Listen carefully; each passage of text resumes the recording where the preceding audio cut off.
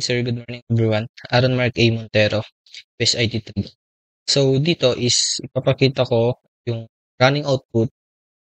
Ginawa kong simple social media website and ipapakita ko rin kung paano siya na-function or gumagana. So una dito sa login page. So if tagal ka nang gumagamit rito or ginagamit mo ito dati is ang kailangan mo lang gawin is mag-login.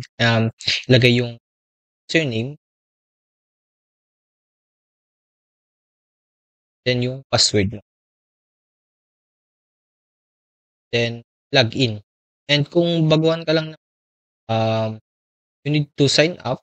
Click the sign up, then magre-redirect. Click OK, then pupunta ka sa sign up page. And dito naman is kailangan mong fill upan yung field or requirements para makapag-sign up ka. So, una is username, sample,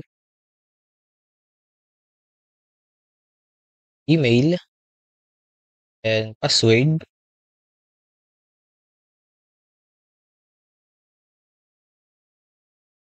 then sign up.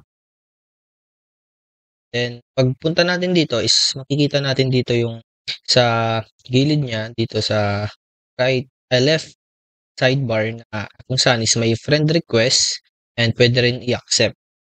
Accept, click OK, then ganun din sa iba. And may suggested friends na rin.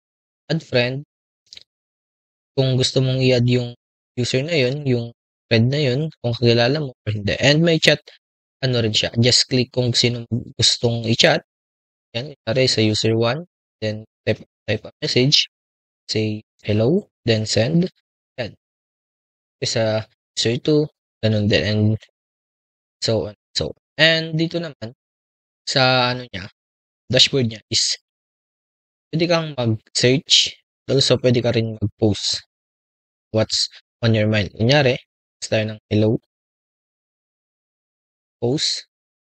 And dito is after nating ma-post, pwede rin nating i-edit.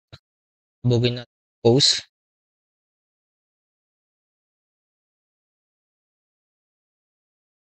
Okay, then boom. And pwede rin natin siyang i-delete. Just click the delete button and click OK to delete the post. And pwede rin mag-post ng image. Kunyari, ito.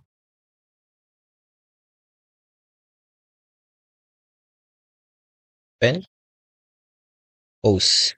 And pwede rin natin siyang i-edit. Okay. Dagdag ng caption. Then, delete. Ganun din. Then, dito is makita rin natin yung mga posts, mga user na accept natin. And, pwede rin tayong mag-react dito. Like, heart, wow, sad, angry. And pwede rin natin siyang share, add ako. Pwede rin tayong like, yan. Then, sa profile naman, dito, yung username, after nating mag-sign up, papakita rito, and pwede rin tayong mag-add ng picture natin, ng profile. Okay? Sa settings naman, ganun din. Kung nilagay mo dito is yun na rin yung redirect dito. And dito naman is pwede nating palitan yung username. Like kunyari is right. Then ito.